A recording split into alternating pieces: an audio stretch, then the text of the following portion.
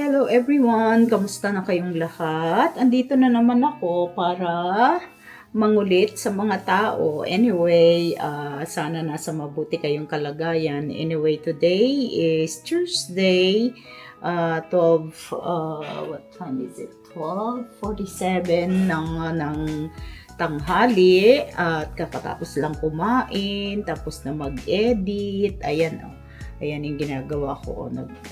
Nag-edit ako ng mga video ko since hindi masyadong busy today. I don't know what happened. Maybe because medyo mainit ngayon. Gusto ko sana lumabas but super init.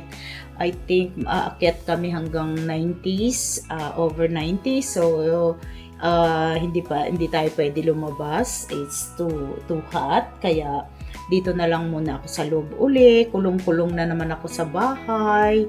Anyway, tapos na yung mga adventure namin, ng mga outdoors namin hanggang sa Father's Day celebration. Na-celebrate naman namin ng maayos so far.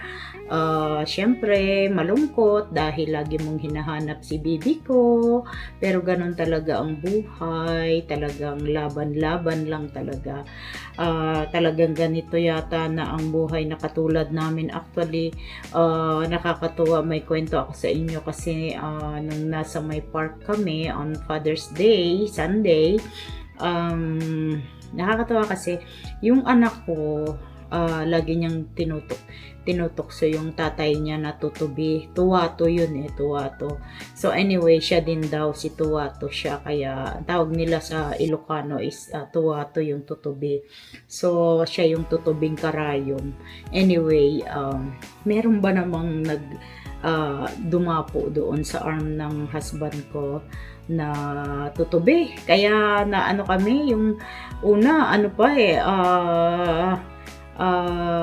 hindi maganda yung timpla nung tatay niya kasi alam niyo naman, malungkot naman kasi talaga, lalo na pagka ganitong may mga okasyon. Syempre, lagi ka na lang masasaktan every occasion, every time na kung ano-anong darating sa buhay. Syempre, maalala mo everything. So anyway, parang kinoconsider namin na she's always there for us. Kaya yung mga sign na ganyan, hopefully totoo, who knows, you never know kung totoo di much better, kung hindi man at least nakakapag palubag ng loob kahit papano, na nakikita mo na nararamdaman mo na she's always there kahit na wala na siya. Marami pa ring mga ganyang pinapakitang sign. So anyway, like I said, every month yan, napakahirap kasi every month is like malungkot, lalo na darating na naman yung birthday niya. So oh my God, it's very tough ang buhay namin talaga. And anyway, feel good naman kami at kahit papano may mga na-feel kaming sign para sa galing sa anak ko. So hopefully, like I said, totoo. Anyway, this morning, since I'm not that busy, so nakapag exercise naman ako kahit papano. Maya-maya magluluto ako, and this time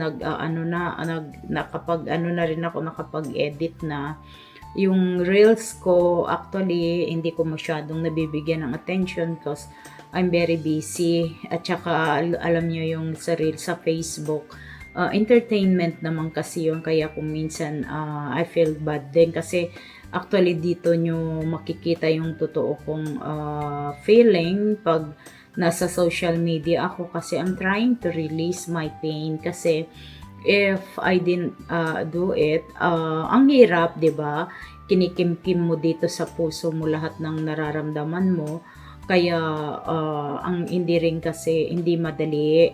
Kaya pasensya na yung mga taong nakakakita sa mga posting ko. Talaga namang kung minsan sa mga taong hindi pa nakakapag-experience ng katulad namin, talagang very annoying talaga para sa kanila yung mga ginagawa namin. Kaya lang, be patient with us kasi hindi talaga madali. Actually, I am so tired talaga. I'm very, very tired na talaga kasi every day for me is a battle kasi ang job ko is my job is customer service. So I'm a hairdresser, so I have no choice but to deal with my client, talk to my client, and normal with my clients because service ito eh. You cannot just, like paper na pwede ka mag-emote. Siyempre dito sa trabaho ko, hindi naman pwede yung ganun. Kaya lang, I am so, like I said, I'm tired because I feel like every day is a battle for me. Every time I talk to my client, although my client, most of them are very very supportive, very understanding, at saka talaga namang kahit papano wala naman akong masabi. Pero like I said, meron at meron pa rin mga taong you cannot you cannot control them kasi may mga tao pa rin na kahit papano they don't understand what we've been through. Kaya lang, sana lang, my wish lang sana, those people that they don't understand what's going on to our life, the best thing what we can do, especially kung tayo, sinabi na natin na we wanna keep our privacy, dapat, ano na lang, if you show up, then if you cannot say something good, then shut up na lang. Wag na lang salita-salita.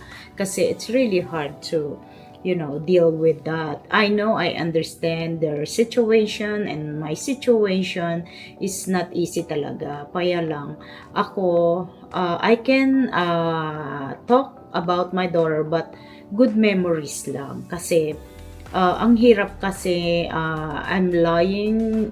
I'm lying. This is the big lying na ginagawa ko sa buhay ko, yung lalo na pag kamustahin ako ng mga tao na how are you? Of course, what's my answer? Of course, it's I'm fine, but that's a big lie na ginagawa ko sa buhay because never akong magiging okay. But ano nga rin naman ang sasabihin nila kundi mangumusta, yun lang naman ang first nating approach sa mga tao. But anyway, ang hirap talaga. Kaya minsan may time kasi na you're not in the mood, wala ka sa sarili mo, but you're trying to be normal. Kaya ang hirap. Kaya yung mga taong sometimes they talk to you straight, they approach you straight, like na hindi mo dapat gustong marinig. It's really hard talaga. But anyway, I cannot blame them. And sinasabi ko lang is like, kung kayo kung sino man nanonood nito, kung nasa ganitong situation sa mga kakilala nyo, just don't say anything. Kung wala rin lang tayong masasabing mas maganda, or actually sa case namin talaga namang no words sa amin kasi losing a child, especially for us, losing a child, I have only one child, and it's not easy to talk about it. Talagang parang pinapatay ka, para kang pinaparusahan every minute of your life. Kaya nga kanina I was listening to this pastor and he lost his son. Talaga namang magtataka ka, 'di ba? Nakakalungkot kasi all he has to do is maglingkod sa mag-preach, ipagdasal yung mga tao, mag-worship, pero bakit nangyayari pa rin, 'di ba? Bakit nasasaktan pa rin? Kaya kung minsan niisip namin, anong point na we still here kung ganun rin lang yung mangyayari, 'di ba? Parang namatay, since nawala yung anak mo, parang namatay ka na rin, hindi ka na rin buhay na tao, pero what's the point na we still here? Kaya lang, alam ko namang wala naman talagang sagot doon. At saka hindi lang naman nangyayari ito sa mga tao dahil we are bad people. Talaga naman pong itong preach na to, nabasa ko na to sa yung yung mga babait namang tao, pero nangyayari pa rin yung mga bad things sa kanila, hindi dahil sa mabait ka o masama kang tao, mangyayari kung talagang mangyayari. Kaya wala tayong prevention diyan. Kaya nga ako, pag may nakakausap akong mga client ko na may mga sinisisi sila kung bakit nawalan sila ng sa isa sa mga minamahal nila sa buhay. Actually, ang paniniwala ko na ngayon, when your time come, wala tayong dapat sisisihin. Hindi tayo dapat tanim ng sama ng loob sa puso. Ako, yun na yung ginagawa ko ngayon kasi I am trying, like I said, to complete my life. Kasi para bang ano pang point na ano pang ginagawa namin dito. Kaya ako parang gusto ko gawin ko na lang yung the best para sa akin, kasi yung enjoyment mo, actually, like what we doing right now, we're outside, we go to the park, we doing all those stuff para magkaroon kami ng life. Pero honestly, yung labas namin is like killing us, kasi the more na ginagawa namin yung mga bagay na yan, we used to do it. Hindi yung madali, kasi you will remember everything and masasaktan ka whatever happen.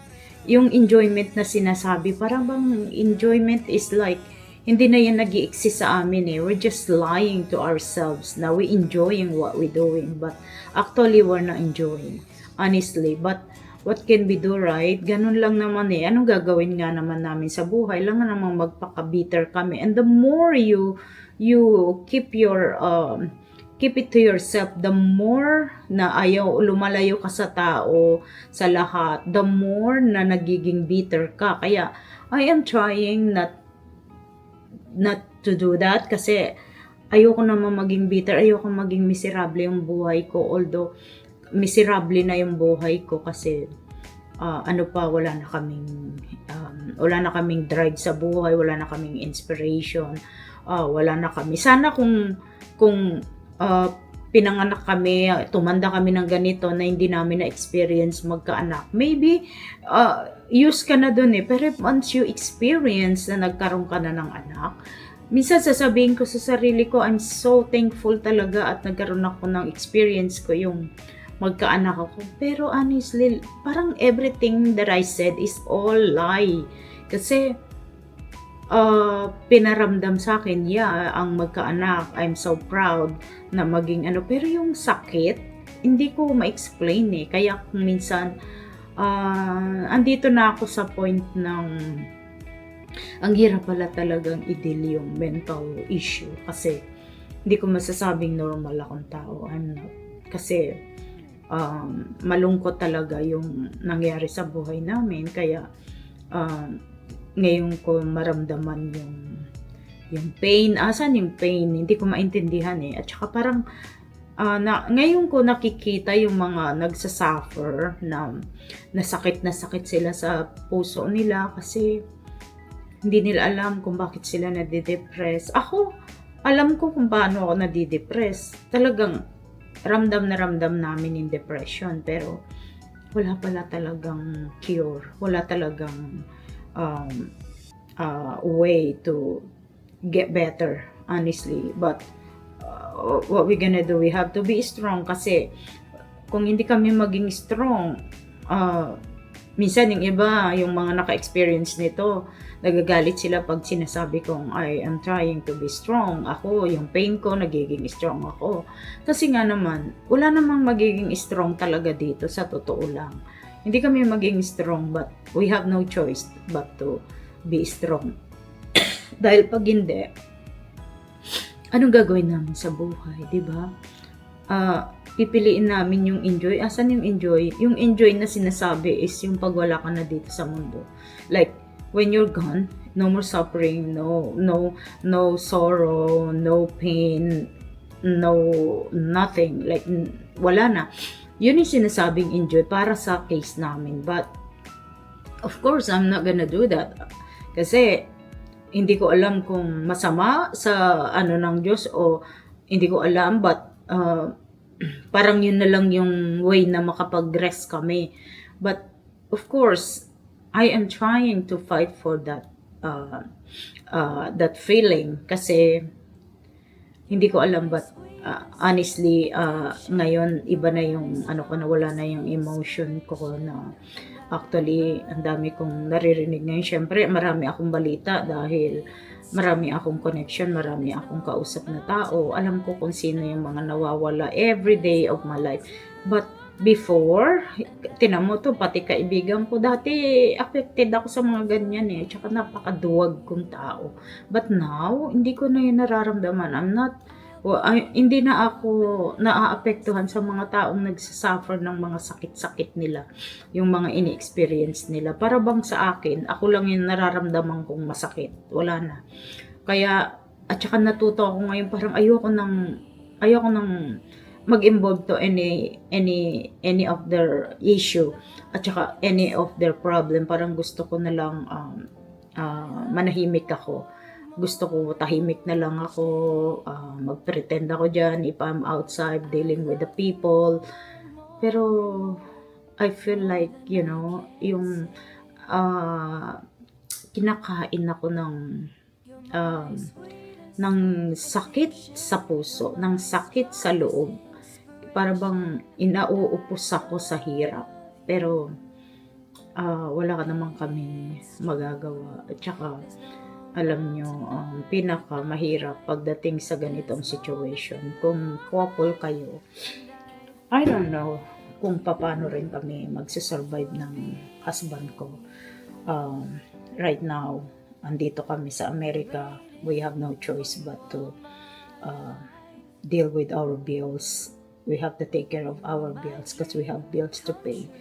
Pero honestly, the patient is not like before. Hindi pala madali. Hindi katulad pag may anak ka, you have all the patient because you don't wanna ruin your life, because you wanna be a role model sa mga anak natin, di ba? Gusto mo maging maayos kayo para makita ng anak mo na maganda ang, yun ang buhay na tama. But ngayon, parang wala ka ng iniingatan. Parang, kaya ako, if we have, sometimes we argue, I rather stay away. I rather na, kasi wala ka ng pasensya eh. Para bang wala ka ng filter. Dire-diretso na yung bibig mo. It's not like before. But, it's very tiring, honestly. It's really, it's really hard. So, I don't know but the good thing with me is I am trying to help myself.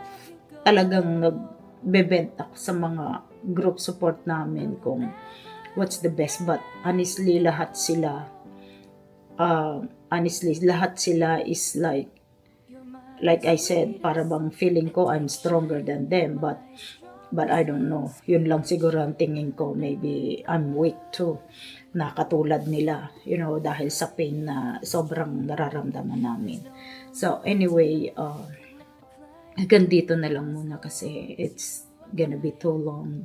Pasensya na muna kayo kasi it's really hard talaga itong pinagdadaanan namin. Kaya pasensya na if you can, help me, comments below para, kung ano yung the best kong gawin dito sa nafe-feel ko. But sa mga taong, but I cannot expect na mabibigyan nyo ako ng magandang advice, because especially kung hindi mo na-experience yung buhay na katulad namin.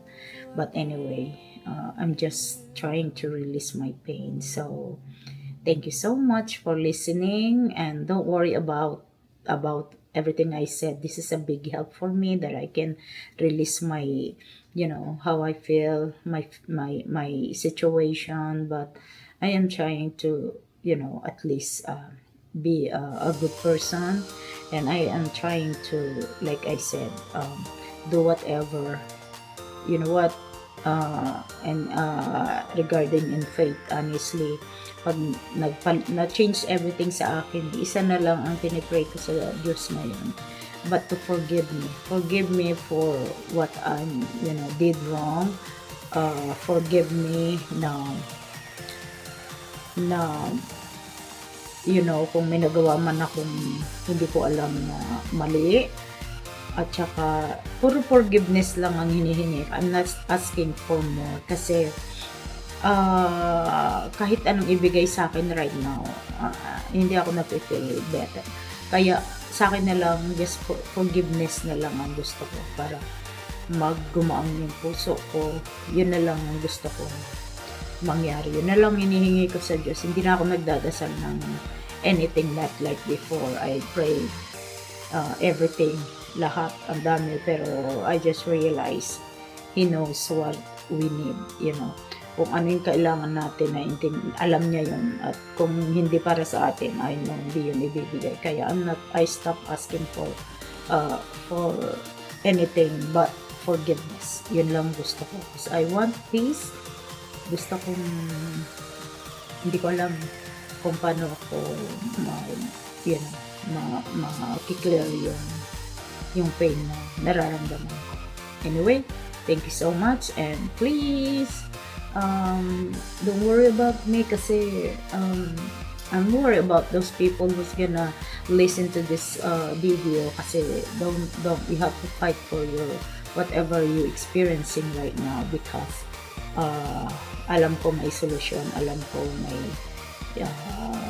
magbe-better din to in the end, but I don't know, walang guarantee, I don't know how to say, but for me, I just keep going, but I am kung ano ibigay sa akin, I'm good. I don't wanna ask for more.